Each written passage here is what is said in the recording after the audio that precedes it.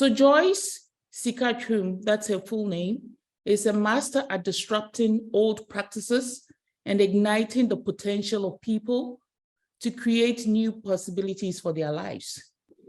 She's a HOPSA, class of 1980. She holds a bachelor's degree in educational psychology, guidance, and counseling from the University of Port Harcourt in Nigeria, and a postgraduate degree in business administration from the University of Leicester. She's a certified human resource practitioner and trainer from the American Certification Institute, a certified international systems development practitioner from the Dassault Center for Organization and Systems Development in Cleveland, USA, and a John Maxwell practitioner and certified feminine power transformational coach.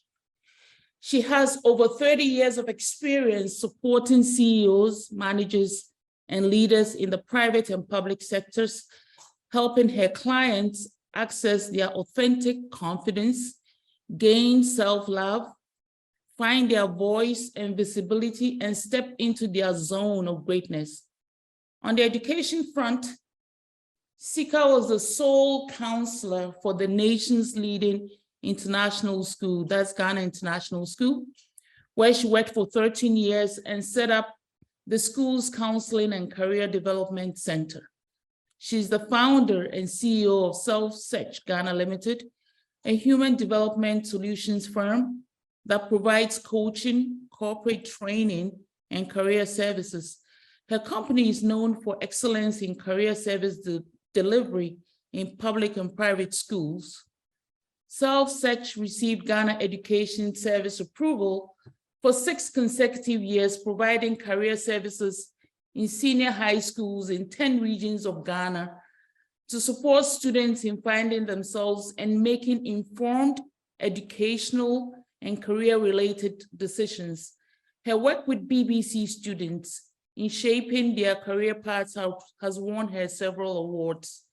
Her company was selected to partner with World University Services of Canada on the 5-year Invest Project for Gender Sensitive Career Project, where she spearheads the training and certification of career service providers and sets up career centers for select technical and vocational education and training institutions within the Accra, Kumasi, and Takoradi regions of Ghana. She's the creator of the life-transforming personal development luxury coaching package, Becoming My Best Self, and is described as the difference that makes the difference in coaching, training, and facilitation. Her most profound statement is, if you can see it, you can create it and have it. So would you all join me in welcoming our own HOPSA, Joyce Sika Twum? She really likes to be known as Sister Sika. That's my name. So she's going to impart a lot of knowledge to us today. So welcome Sika. Thank you so much. Thank you. And hello, everybody. You know, seeing you sitting there, I miss being at Holy Child. But I used to come to your school and we used to do assessments, and we would have all of you sitting in the hall like this. We will give you a questionnaire, you would respond, and we'll go and develop your reports for you to know who you are, your personality. We don't do that anymore. Nevertheless, I'm so glad to be here. You know, I'm going to start with my own story. And as I'm telling my story, ask yourself, which aspect of her story relates to my own story, to your own story, okay?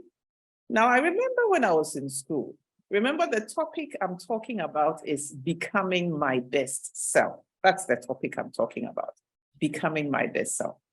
When I was in Holy Child, I was, would I say an average student? Maybe slightly below average sometimes. I wasn't so bright. Okay, many people say, when I was very bright, I wasn't very bright. I was an average, slightly average student. And because of that, I didn't feel very confident. You know, I thought I had a low self-esteem. I wasn't too sure of myself. When I was in class, I wouldn't raise up my hand because I didn't know the answers. I mean, I felt if I raised up my hand, people would laugh at me. Okay, so I wouldn't raise up my hand. I remember when we were going to select our subjects, at that time, it was in Form 3 that we selected our subjects, Form 3 in secondary. So I remember I didn't know what subject to select because I don't remember I was doing too well in any of so many of the subjects. So I just selected the ones I thought I was doing well in. And I ended up selecting a Greek, I selected home science, and I selected history. And at that time, we didn't have counselors. So I didn't really know where I was going with these subjects. And when I finished, I didn't get to come to lower 6, okay, because I passed. But my pass wasn't the pass that would bring me to lower 6 at the time. And so I ended up going to Denmark on an AFS program, which means it was an exchange program, okay? So I went to live with an American family, a Danish family, and I learned to speak Danish. And then I came back after the year. So when I came back, my parents asked me, Joyce, what do you want to do? And at the time, I wanted to be an air hostess or a model. You know, these were the areas I wasn't too sure. And they said I should go to the teacher training college. Oh, I wasn't happy at all. But I ended up in the teacher training college, and that is where my life started changing. And so I was topping the class with over 100 students. I was falling between the first to the third, and I started shining.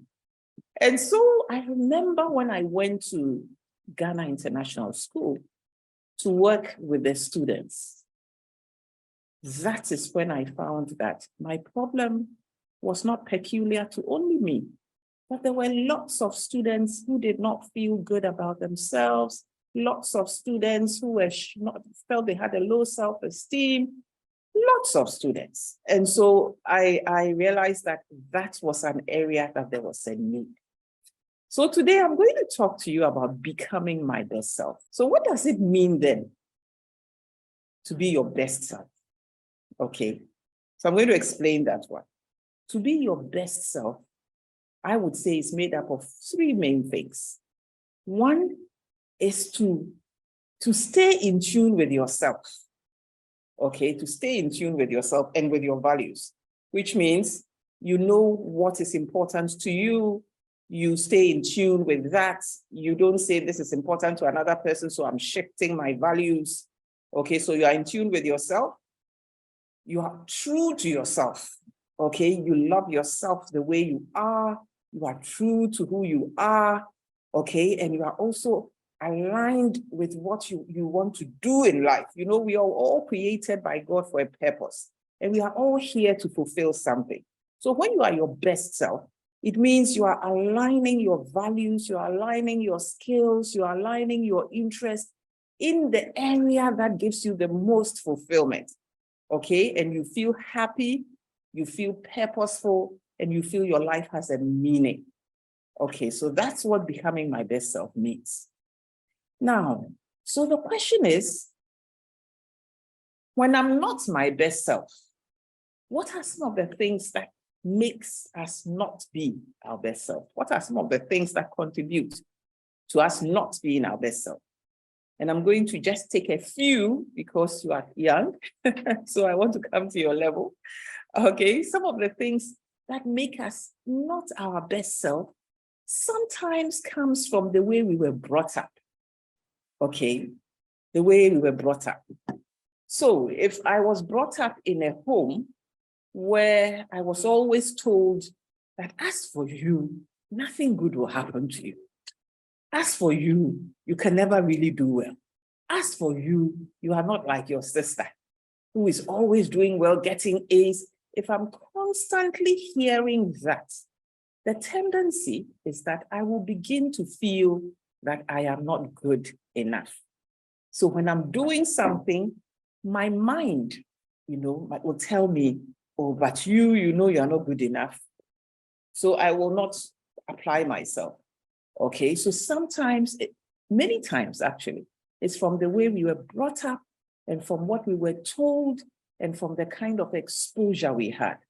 Okay, so Like I said, if you were brought up in a home where you are constantly condemned, the tendency is that you will see yourself as not good enough. Okay? And so when you go to school, and sometimes people even praise you, you don't believe them because you have been told that you are not good enough. So sometimes it comes from the way we were brought up, okay? Other times it comes from our beliefs, okay? Other times it comes from what society has told us. So if society tells you that as for a girl, you must be seen and not heard. I hope some of you, I'm sure some of you have heard that before. A woman is supposed to be seen and not heard. Okay, so the tendency is that when you are with people, you feel that you should keep quiet. And if you are a lady, when you don't engage in a conversation, when you don't talk much, okay, because you've been told that a woman is seen and not heard, a girl is seen and not heard. And so when you are becoming assertive and you are beginning to speak your mind regarding certain things, people begin to say that you are too known. I'm sure you've heard that before. Okay, because you're supposed to be quiet. So sometimes you find our young girls, they don't talk, they don't read about anything. And so when you are in conversation with them, it's either yes or no. They have nothing to add. Okay, because in their belief is that you should be seen and not heard. Okay, so I'm saying that sometimes the way you are brought up can make you not be your best self. Sometimes your beliefs and what society has told you can make you not be your best self. Okay, and sometimes just what is happening in your environment. You know, sometimes you just feel the things that are happening in your environment makes you sometimes feel you are not your best self, you know, and so that's also a factor. Now, I'm going to talk about 7 things that for us helps you to become your best self, okay? So one of the 7, I'm mentioning all the 7, then I'll give you, how do I know that I have this? How do I know that I have that? And how do I break it, okay? So one of them is releasing your fear. One of the ways in which you can become your best self is to release your fears. I'll take them, I'll mention all 7 so that if you have a notebook, you can write it. And then I'll take each one and let you know, how do I know I have this one and how do I break it? Okay, so the first is to release your fear. The second is to love yourself.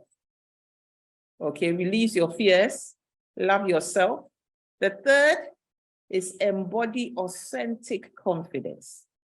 Embody authentic confidence. The fourth is to own your voice and visibility. To own your voice and visibility. The fifth is to connect, to co-create. The sixth is to step into your purpose contribution. Step into your purpose. And the 7th is to fly at Mach 5. To fly at Mach 5. Okay, so I'm going to take each one and talk a little about it. And then the last thing I'll talk about is how then do I become my best self? How do I break through my beliefs and how I've been brought up and how I've been made to feel that I'm not good enough? How do I move out of that? Okay, so let's look at release fear. That's the first way in which you can become your best self. To release your fear. Now, so what's that all about? You know, a number of us have fears.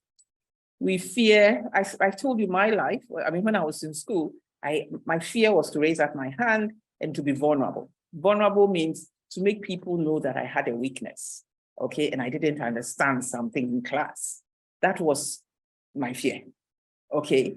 And because I had also been brought up in a home where I'd been told, don't let people know you don't know. Don't let people know you don't have. Don't let people know you are vulnerable.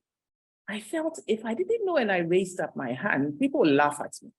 Okay, so the first is to release the fear of what I can do, what people will say. the fears that you have. So the releasing fear has to do with, some people are afraid that time is running on them. If they don't hurry, they won't be able to do certain things. Some people are afraid that if they don't do what people want, people like them. Okay, so these fall under fears. Then you have loving yourself. Now, loving, a number of people, students, I have observed, feel that the more they do for people, the more people will like them. Okay, so you are studying in class, and a friend comes to you and says, "Oh, can you go with me? You are at prep study. Can you go with me to go and do this? I'm afraid." Then you go. Another friend will come and say, "Oh, can you? A friend has come to visit me. Can you follow me so that while you were studying?" And you feel you don't really want to go back. Okay, so you go. Now, loving yourself has to do with listening to yourself, listening to your own needs, and being able to say, no, I'm tired at this time. I can't do this at that time. So loving yourself means nurturing you, spending time to listen to you and to see how you're taking care of yourself and how you are nurturing yourself. Nurturing includes emotional nurturing, how you are nurturing your mind, physical nurturing, how you're taking care of your body. All of that is loving yourself. Okay, then embodying authentic confidence has to do with liking who you are. There's this saying, and I remember I learned it when I was in school, when I was in the training college. It says, it's by a man called J.J. Rousseau. He says, "You are forever you, and I. You are forever you, and I, which means you can never be me, and I can never be you. Even if we are twins, there's a uniqueness about you that the other twin may not have. And there's a uniqueness about the other twin that the other one may not have." Okay, so embodying authentic confidence has to do with seeing who you are and embracing who you are. Okay, and knowing that God created only you. You don't have a duplicate. Okay, and so there must be something great in you. So that's embodying authentic confidence. Then owning your voice and visibility. Owning your voice means being able to speak, and say what you want and how you feel, what you can do and what you can't do, being able to do that, to say it. Okay, some people don't own their voice because of, I said earlier, the way they've been brought up. You're not supposed to talk. You're not supposed to be involved in this conversation. When visitors come, you shouldn't be here. You should, so many rules that makes you coil in. So you're afraid even to tell your mother that you are in a relationship and this is what is going on. You're afraid. Okay, so owning your voice is beginning to speak, being able to speak, and without making people angry. There are ways in which you do it. Okay, being able to speak and say how you feel, what you want, what you don't want. And then connecting to co-create. Connect. You see, there's a saying that you cannot be yourself by yourself. Okay, you cannot be yourself. You cannot become who God created you to be on your own. You need people. Okay, and becoming your best self involves being able to socialize, being able to connect and build growth-related relationships that grow you and that you also grow the person. Okay, so that is connecting to co-create so that you can together create the person and you are here to become. Then the next one is stepping into purpose. If you want to become your best self, I'm saying it helps when you can step into your purpose. Stepping into purpose means becoming who you were wired to be. I told you that with my story, I wanted to be an air hostess. I wanted to be a model. I didn't know what I wanted to be. I didn't know, what I really wanted to be, but I found out when I went to the training college. And so stepping into your purpose means everything God has given you, your skills, your interest, your everything, your personality, it's all wiring you towards something, a service that you will offer to the world, and also a people that you will serve. Okay, so stepping into your purpose, becoming your best self involves stepping into your purpose and becoming what you want to be, who God wants you to become, and feeling fulfilled in that thing you're doing. I mean, I'm sure there are times, sometimes when you see your parents and they are going to work, it's like, they say, today too, I have to go to, you can tell they are not happy with what they're doing. And yet they are doing it just for the money. And it doesn't make them become their best self, because you can't give your best unless you feel your best, unless you're passionate about what you're doing. Okay, so that's stepping into purpose. Then the last one is flying at Mach 5. Now, flying at Mach 5 means, you see, when you begin to fly, when you see a bird flying or you see a plane flying, it's towering and it's giving back. Okay, so flying at Mach 5 has to do with, if you haven't been in a plane before, but you've seen it taking off, you see that there's the wind, the sand, it takes along with it others. So flying at Mach 5 is when you have become your best self and you are giving back to others. You are impacting the lives of other people and you are connected with your spirituality. You can't fly unless you are connecting with the Supreme Being. Okay, so your spirituality, and you are grounded in your spiritual life, you are grounded in giving unto others, and you are fulfilled. That's when you begin to fly. Okay, fine. So I've given you the 7 components really for me to becoming your best self. Okay, so the question is, how do I become? If now, when I read it, I'm sure some of you feel you may have to work on releasing your fears because you have fears.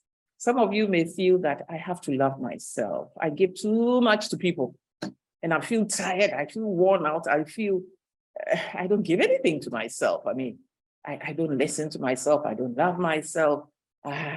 You feel that's an area you may want to work on.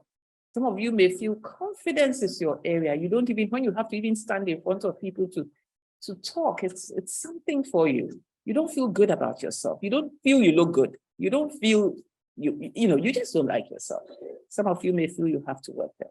Others may feel the area you need to work on is to own your voice so that you can speak your truth, so that you can, if you don't like something, you can say it and not keep it until the time when you say it, it becomes a fight. Some people bury the thing until when they do say it, it's not the best. It doesn't come out right.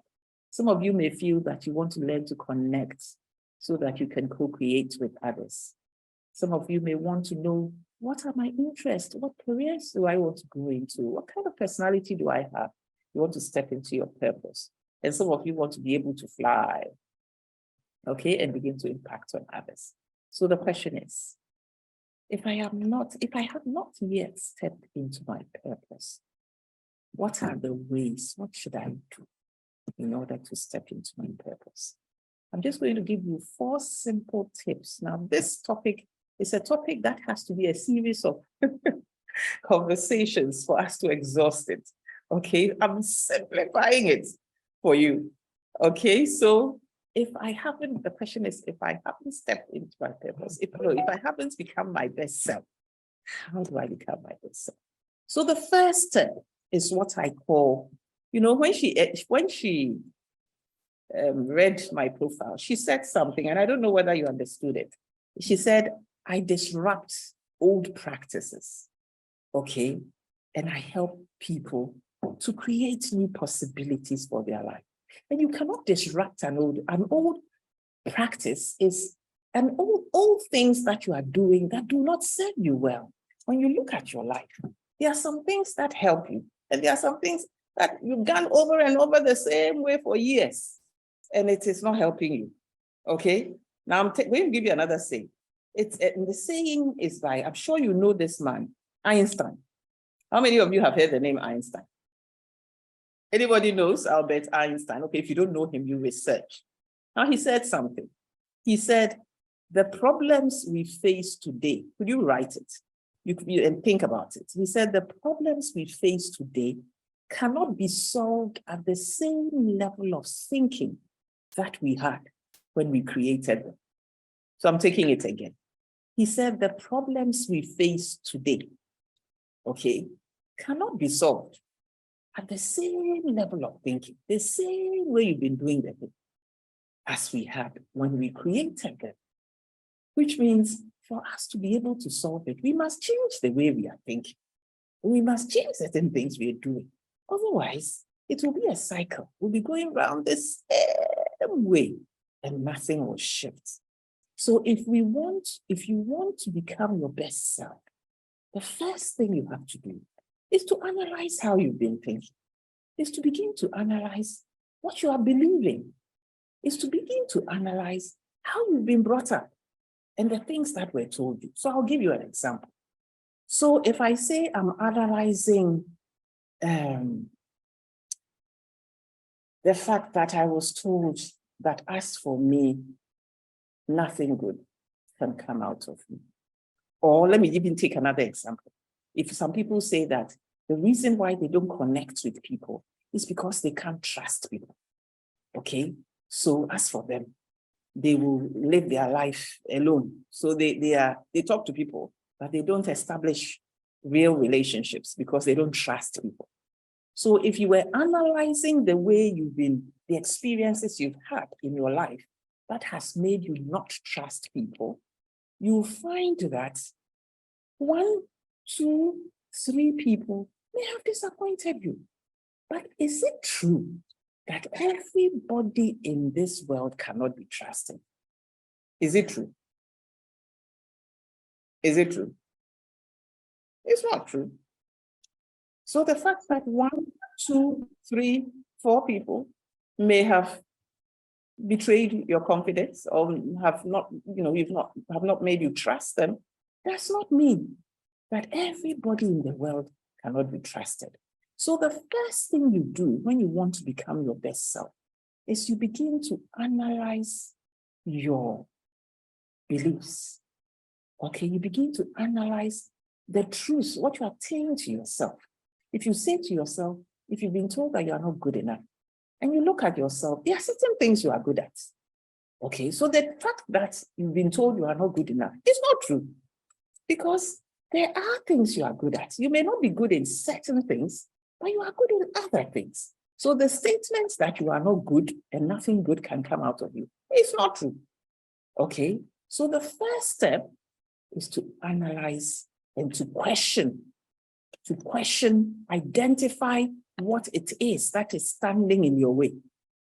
Identify what you are believing, what you are being told, and ask yourself, is this true, really?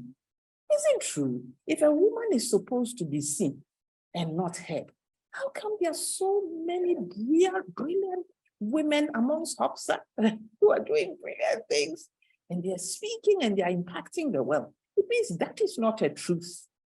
Okay, maybe it is how I speak that I need to work on it. But as for not speaking and being seen only, that is not true. Okay, so the first step is to analyze what you are believing, to question, identify what it is that you've been told, and analyze it. Ask yourself, is it true? If it is true, if it's a universal truth, then there's nothing I can do about it. A universal truth is like day and night. Okay, day will come, night will come. That's a universal truth. You can't change that. But as for I'm not good enough, it's not a universal truth, because there are things about me that are good. Okay, so the first is to identify what it is that you've been told. What have you been made to believe? And ask yourself, is it true? The second is to challenge those assumptions that are not helping you. That's why Einstein said, the problems we face today cannot be solved at the same level of thinking that we had when we created them. So you have to challenge the assumptions and the beliefs that are not serving you well. They were not, the beliefs I had about myself was not helping me to raise up my hand to ask a question. Maybe if I believed that it was okay for me to be vulnerable, if I believed that, being vulnerable, it's not, we all have strengths and we all have weaknesses. So if I have a weakness, it's okay. I would have raised up my hand. I would have asked questions. I would have learned better, and I would have done better. Okay, so you are going to identify, then you are going to challenge the assumptions and ask yourself, is this assumption helping me? Is this assumption not helping me? The one that is helping me, I will embrace it. The one that is not helping, I will let it go. Then the next, I've told you two now, the third one is to redefine the sense of who you are, who others are, and what life has to offer you. And I will explain. To either you redefine or restate it. Okay, you know that if you can tell your story, then you can create your story. You believe that? If I can tell my story, then I can recreate my story. Okay, yeah, I can rewrite it. Okay, so the third step is to redefine the sense of who you are. Okay, so if I've been told that I'm not good enough, and I look at myself and I know that there are certain things I'm good at, then I'm going to say that I give myself permission to be vulnerable, to have weaknesses, and also to be brilliant, because there are aspects of me that is brilliant. So I'm going to redefine what I'm saying to myself. If I've been told that people don't trust people, as for those your uncles, don't trust them. As for your aunties, don't trust them. As for your cousins, you can't. The whole world is full of people who cannot be trusted. Okay, so your subconscious mind keeps telling you, don't trust people, don't trust people, don't trust people. So you are going to redefine that and say that there are people who can be trusted, and God is going to connect me with people who are growth-oriented and who are going to, I can trust and grow together with. So you are basically rewriting that story of you are not good enough. Then the last one, which I'd like to take you through, and I said I've made this very simple for you, okay? The last one is start a daily practice of affirming your new truths. A daily practice of affirming your new truths. So if I said that, well, I believe that I'm good, there are things I'm good at, and I'm going to be taking care of myself. If for instance, when I went through the modules and you realize that loving yourself is what, you have to re-examine and redefine, and then you are going to say that, okay, now I'm going to take time to just have time on my own and just even have siesta. When people come and they call me and let's go here, no, I'm going to commit 30 minutes to have siesta. I'm going to commit time to just get up and read and improve myself. So you start a daily practice. I'm going to start to exercise a little. Because I feel that I would want to be healthy and love myself even more. It means every day I'm going to just walk for 10 to 15 minutes consistently. In psychology, we say repetition enhances learning. And as you repeat and repeat and you repeat, you find that, all of a sudden, you started with 10 minutes walking, now it's 15, now it's 20. And okay, so the last thing is that you are now you've put in place a daily practice of becoming that which you have now restated to become. Last is that now you begin to learn the skills. So if your area that you needed to work on to become your best self was owning your voice, you begin to read books on how do I become assertive? How do I speak my mind and speak it well so that it makes meaning to people and people are ready to listen to me? If yours had to do with connecting, how do I develop my social life? Connecting doesn't mean you're attending parties with everybody you don't want to attend, but no, connecting is just realizing that you have assets and people have assets. So together, we can co-create. And so you are willing to make friends and to get to know people and to appreciate what they have, just as they would for you. Okay, so the steps, as I said, is first identify what it is that is standing in your way. Begin to ask yourself, how have I been brought up? What beliefs, what assumptions are not helping me? Redefine them. Create a new truth statement about who you are. Then begin a daily practice of doing those things now you're going to be doing in order to make you your best self. And finally, develop the skills that is required in the areas that you want to work on to become your best self. And when you do this, becoming your best self is a journey. And so it's not going to happen in a day, but as you do it over and over and over again, you begin to feel good about yourself. You begin to be open to your vulnerabilities and accept the fact that you are human and you are not perfect and you will make mistakes, and it's okay. But also accept the fact that you are brilliant. There's a lot of good in you. You begin to feel good about yourself, you be fulfilled, and you begin to fly at Mach 5. So thank you very much. I would end here and I'll open this up for questions if you have. Thank you. Thank you so much, Sister Sika. So inspirational. Thank you so much. So again, my name is Dr. Mariatha. I'm the moderator for this morning. So I think I'll start it out by asking a question myself. So for instance, for those of us in year 3 who are getting ready to write our final exams and go out there, and right now we really thinking of a career path, right? You think you want to choose a particular path, but you're not sure that you're good enough to do it or get there. How do you approach it? The response I would give to that is that, first of all, I'd like to correct the notion that career is a profession. Okay, the career is the totality of who you are. So your experiences, your extracurricular activities, all that constitutes your career.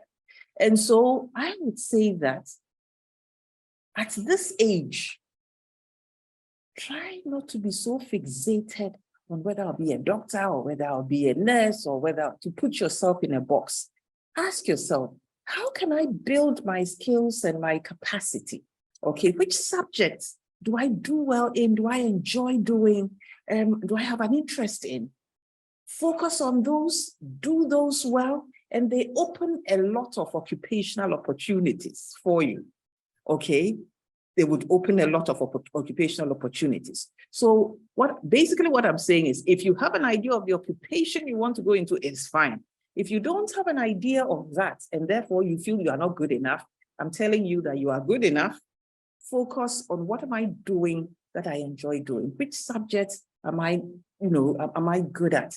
And do well in those subjects, and they would open doors for you. Okay, there are some subjects that you don't have a choice, you have to do them. Tell yourself that because I am looking at the totality of who I am and not just a profession. We are not just a profession. We are not just an occupation. Okay, we are a total human being with skills and with interest and with them. So say I'm going to perfect, learn what I'm good at, do it and do it well, so that more doors are opened onto me. At this age, you are developing your skills and your competencies and your interest, and that is what you are expanding. Because the world has become such that things change. Today, you say you want to be this, tomorrow you realize that things have changed and you need to have learned a little bit of that. So make yourself open to learning, rather, and focus more on doing well in the areas that you have an interest in, and doors will open onto you. Oh my, that's an excellent answer. You know, to just focus on what you do best, do your very best in those areas, and doors will open up to you. My name is Frida Tumesi Kadia. I'm in 3 Science 5, and I'm in Archbishop Amice's house 1. And I wanted to ask, you mentioned that you were vulnerable in secondary school. You were afraid of being vulnerable. So I wanted to ask how you dealt with it. You know, how you were able to fight those fears. You know, I think what helped me was a teacher. And I'm saying this for teachers to know that they have a power in really helping students to become their best self. It was a teacher. I came out of this, but just by a teacher. There was a teacher when I was in the training college who we used to do psychology, education, English, and the teacher was an English teacher. And he observed me and saw that, you know, each time I wanted to say something, but I didn't know how. And the teacher would just say, yes, Miss AC, my maiden name is AC. Okay. And she would say, Miss AC, I know you can do it. I know you have it. Come out, say it. Say what you want. Yes, what is it that you want to say? Beautiful. You've done a brilliant job. I love your response. Then she'll tell the class, what do you think? She's done great. You know, that teacher made me realize. It's like, there is something in me. Honestly, every time he observed me and saw that, I wanted to ask a question. And he was a good teacher because he was observing the body language of the students to be able to call us out. So she would call me out, he would call me out and encourage me and tell me I'm good. I can do it. I love what you said. That was it. For me, that was the shift. That was the shift. And it resulted, it created a rippling effect in all the other areas in my life and all the subjects. I just went with them knowing that, yes, I can do it. Just because of the teacher. So that's how I came out of it. If I've answered your question. Yeah, so that really shows the powerful role of our teachers, you know, in such circumstances. And I do see that today we're lucky enough to have had some of our teachers join us, you know. So teachers, thank you so much. We have a reaction from our chat box. Excellent question from the student. The teachers in the house are cheering you on.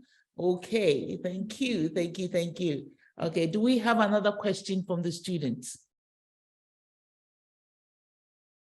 Yes, go ahead. I think you're muted. Yeah, go ahead.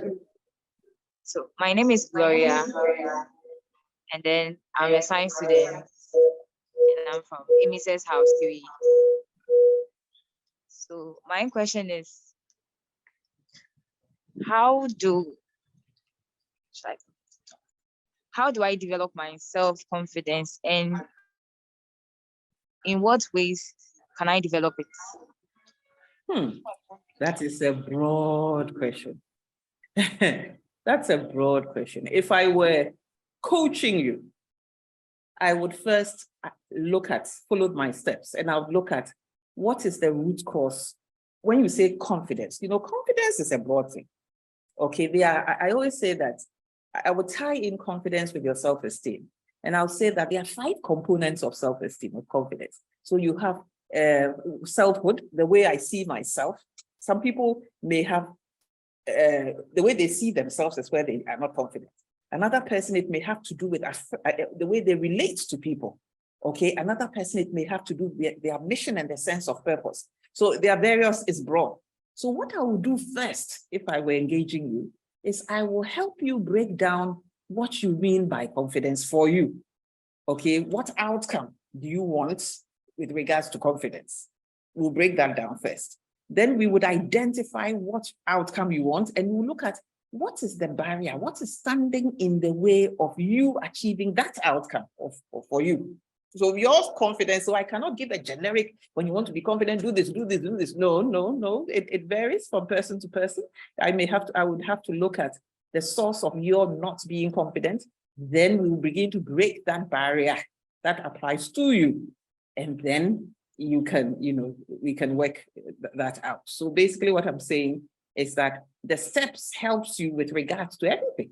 First of all, you identify what outcome do I want? Confidence. Fine. Confidence is broad. Is mine selfhood? Is it affiliation? Is it the way I relate to friends that I'm not confident with? Is it the way I see myself, my sense of selfhood? Is it competence? The way I would look at all of that first. I'll help you break that down so we identify what it is and then what it is a barrier. Okay, and then we move from there.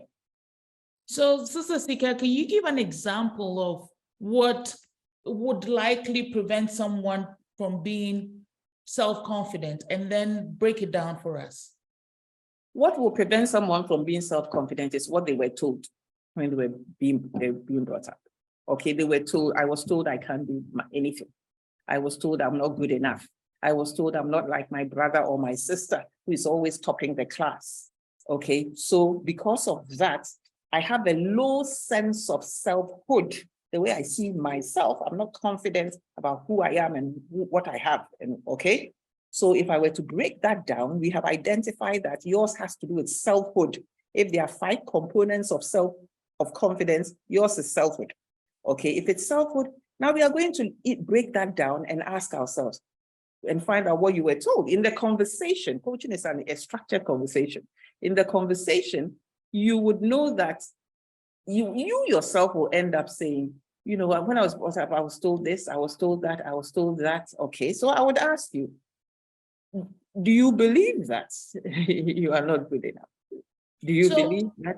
So let me challenge you on this question. What if you grew up shy and coming back? You grew up what? Extremely shy. You are definitely a shy person. You're not an extrovert. You're more of an introvert, and you always have you're really, really nervous when you have to stand up and speak in public, or you know. Okay, let me answer it this way. There are 3 agents of socialization. There's the home, there's the school, and there's the environment. Okay, there's the home, the school, and the environment. That's how we are socialized. So yes, everybody is wired in a certain way. They are brought up, either they have a certain personality. However, the home you come from can either make you, somebody can be quiet, you know, not assertive, not overly extroverted, but very confident. By virtue of their home, the socialization they had in their home. Okay. And somebody can be extroverted, but not confident.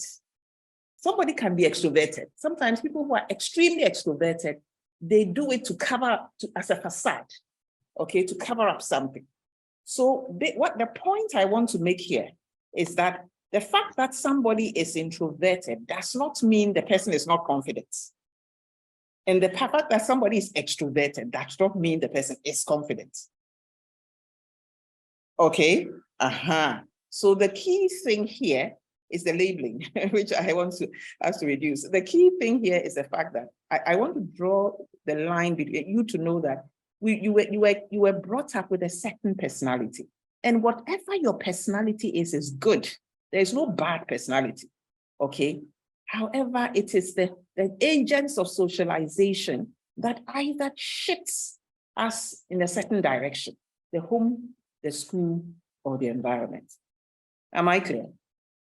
I hope I'm making sense there. You're making sense, total sense. I wish I had this chat when I was in Holy Child School. Okay, Mr. Hammonds, we have a question from the students. And whilst we're waiting for someone to get to the mic, just a comment from the chat. The students, others, session. This is not only needed for the students, but everyone, adults included. Many blessings. Please extend my appreciation to HOPSA Sika Twum. So thank you, Sika, it's for you. Okay, go ahead with your question. Your name first. Please, my name is Esther Bree. I'm a science student and I'm in St. Cornelius House. Please, my question is, in a case that I want to offer a particular course in the university and my parents are telling me not to offer that course but a different one, please, what should I do? You know, this question reminds me of when we used to do assessment for students in the schools. And the power behind that was that because the students didn't know what the report would bring out, the student was just truthful about the questions and just responded to the questions as they are. And when we analyzed it, and it helped the parents to know what the student's personality is and what careers mark their personality, we realized that it helped parents to stop putting pressure on their children on what they should, who they should become and who they should not become. So in your case, if your parents are telling you to do something that you know that you're not good at or you don't want to do, sometimes, you know, many times parents have a good intention, just that they may not have the requisite know-how to help you out. What I would suggest is that if you can be bold enough to tell your parents, you know what, for us to get an objective assessment, let us see a career assessment, a career counselor, okay? And who would administer an assessment, and it will bring out a profile of who I am, and we can know whether the areas they are looking at and the areas that you are looking at are aligned or are not aligned. So if you want to be a lady who is heard and not only seen, you will find a nice way to tell your parents, you know what, mommy, let's try and talk to a counselor, a careers counselor, who would help us to make an informed decision so that there's no fight in the house. Okay. Okay. But I would say something to parents on this. Your question is, really resonates with a lot of people. And for parents, sometimes we call something self-fulfilling prophecy, where you wanted to be a doctor, you were not able to be a doctor. You look at your child pays attention to detail and she has certain qualities, and you feel, let that child become the doctor I wasn't able to do.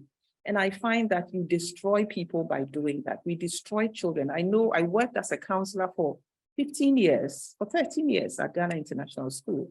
And I found that there were students we helped to go to college. Their parents wanted them to do a certain thing, so they invested money in them going to do medicine. Later, the children shifted.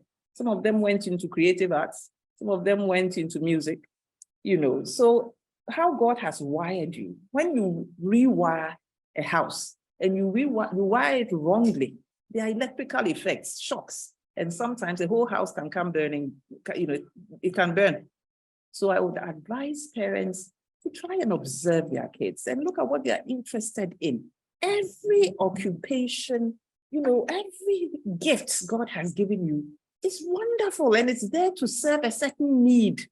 Okay, so we are not, if we were all doctors and all lawyers and all engineers, where would the teachers be? You would all be in your homes.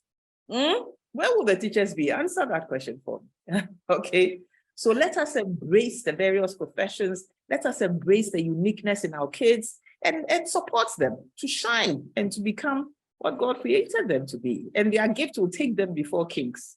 Okay, it's not only lawyers and doctors who get before kings. Some of us are before kings now, but we're doing well when we found our purpose. Okay, so that's the answer I'll give to you. Okay, thank you so much. And as a follow-up question, which actually was also reiterated in the chat. So when we find career counselors in Ghana, are they available? Is there a list? Is there a website? Find them? Are they affordable? Do the schools provide them? Those are all the questions that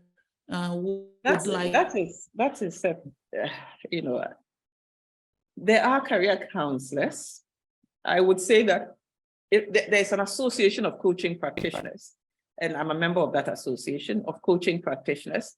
And within that association, you would find people who are career counselors, who are certified career counselors within the association of coaching practitioners. Okay. I would be honest enough to say that having done this job for almost 30 years, I find that one gap we have in this nation is training career service providers, okay, and not using teachers as counselors. And I'm saying that again. A teacher may have done counseling, but may not be a career service provider. There are differences, okay, and that is why it's important that we train career service providers who know how to help students to career plan, career develop, career manage, okay, and put them in the schools. And if a teacher is going to be assigned the role of a counselor or a career counselor, they should have the requisite qualifications, the requisite training to do so. Otherwise, what they do is they tell the students what to do and what not to do, what subjects to take, what not to take, what their parents told them, and it's a no-no. Okay, so yes, there's an association. No, I can't say that there's an association of career service providers. That's something that we are trying to develop now. Train career service providers, put them in the schools, and let them do the work of supporting students. So that's my answer. Oh, so we do get a response from the chat. Susan Eduai says that Cape Coast University has a career counseling department, the school can have a partnership with the university to Yes. provide specific counseling services. So Susan, thank you so much for that information, because that was going to be my follow-up question, where we get the training. Yes. And I'm sure there'll be some students listening to you today who might decide to take that on and make it a career, helping out. And it's other a people. very lucrative area. If you are thinking about money, students nowadays, you think about money. But okay, so I'm saying there's a need. A lot of our youth are misdirected. They don't know what to do. They don't know what they have, and yet they have a lot to offer. So it's an area that if you want to pursue, I would encourage you to pursue. Do some psychology if you could like, and then later do something in Cape Coast University, like you say, in the area of career guidance, and help people find themselves. There's so much joy in knowing that you have helped somebody find out how they were wired and how they can impact the world. Awesome. So who is next? We have another question before we call it a day today. My name is Erica Nyambode. I'm a science student and I'm in St. Joseph's House. Okay, so my question is, here's a case where maybe you want, for example, you want to be a doctor, and the environment where you find yourself in, maybe your family, most people are lawyers, and you want to be a doctor, and they're encouraging you to like join them in the law school. Like, I want an advice, like something you can tell them, like, I don't want to change my profession.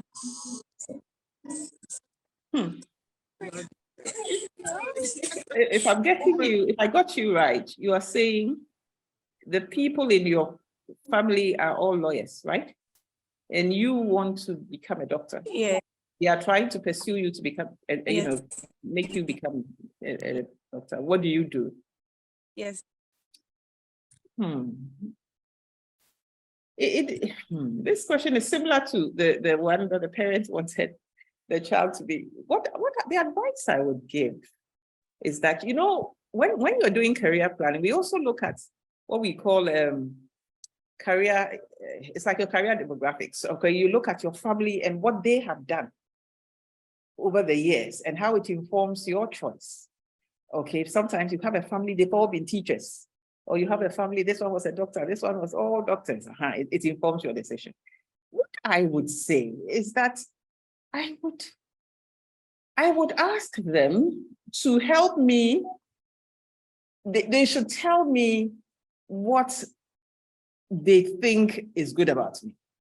Okay, what qualities, if I want to go into law, I should have, and what qualities or competencies I should have if I want to go into medicine. They should share with me what they've observed. You see, sometimes the people also have a point because they are observing certain things, certain competencies you may have, and you may not have seen it. And sometimes you may want to go into a certain area because it looks good. It looks nice for you to see a doctor in their gown and they come and they put their thing on your, so you may like it because it looks attractive. But maybe they have observed. I would give you an example. Let me give you a candid example. Now, initially I told you I wanted to be an air hostess. I wanted to be a model. And I remember when my parents said I should go to teacher training, they told me, something, Joyce, we have observed that you like to talk, you like to work with people, you like to encourage young people. They were specific about the competencies and the skills they had observed in me. And I tell you, I look back now and I have absolutely no regrets. Everything I did has to do with people, from teaching to human resource, to psychology, to guidance and counseling. We're all people related. So they were right.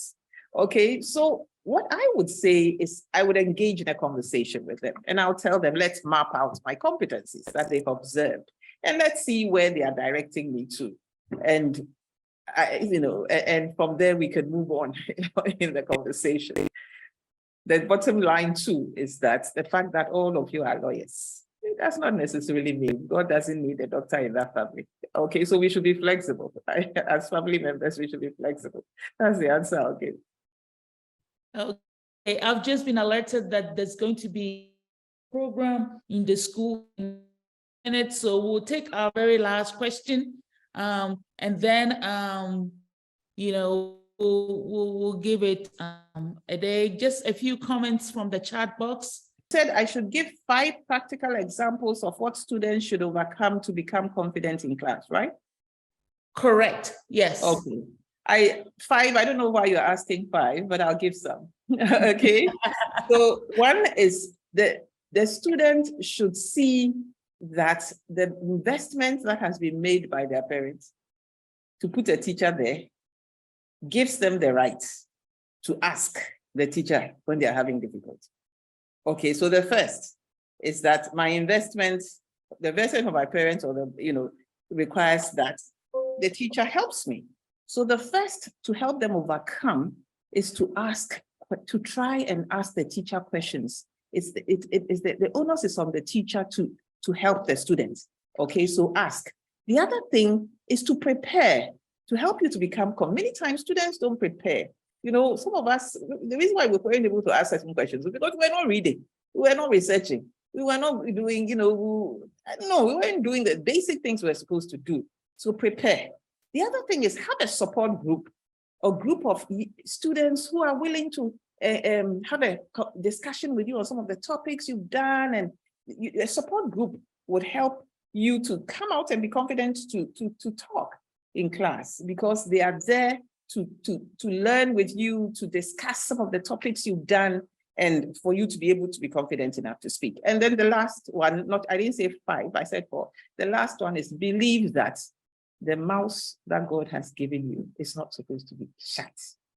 Okay, that mouth is supposed to be opened up and it's supposed to serve your need. And so open up that mouth and give yourself permission to be vulnerable and also to be brilliant. Okay, and just ask. If the question is a foolish question, fine, it's a foolish question. That was what was in your mind. But give yourself permission to be vulnerable and also to be brilliant. Use that mouth. Okay. Okay, great. I switched computers. I hope you can hear me now. Yes, I can. Very well. Okay. Okay, great. I see that there's a student who wants to ask a question, but I've been told that the school has another program at 3:20. So what we would do is would ask all the students to send us their questions, and we will forward it to Sister Sika for her answer offline. And so this has been really, really great. Thank you so much for devoting an hour and a half of your time to come talk to us, to talk to the students. I'm sure there are a lot of people online, HOPSans, who wish they had had this opportunity whilst we're in Holy Child School. And for the students, this has been a great opportunity for you to, you know, take advantage of all the mentoring sessions we've been having. Sister Sika is well sought after in Ghana, and for her to have given up her time and come to speak to us pro bono is great. We learned a lot today. Some of you can consider, you know, doing career counseling as a career so that you can also help people to actually find their voice and, you know, their energies where they can find their strengths. So, okay, the student who wants to ask a question, I see that you are very persistent. I like that. Okay, quickly, go ahead. Thanks. So I'd like to first of all thank the Almighty God for this opportunity to meet and learn for our betterment. Thank you, HOPSA USA Canada, for setting time aside to mentor us. We are truly grateful. I'd also like to render my appreciation to the teachers who sacrificed their time to contribute to making this program a success. Lastly, I'd like to thank my fellow students, my sisters, for attending and lending a listening ear to our speaker for today. Once again, thank you, and may God bless us all. Thank you. Oh, this is so great. This is so great. You see, this is spontaneity. The thanks coming from the school. Oh my God, I'm touched. Thank you so much. You see how much inspiration, Sister Sika, that you put in the students, and they took, you know, the initiative to thank you. Oh, I love you all. Okay. This has been so great.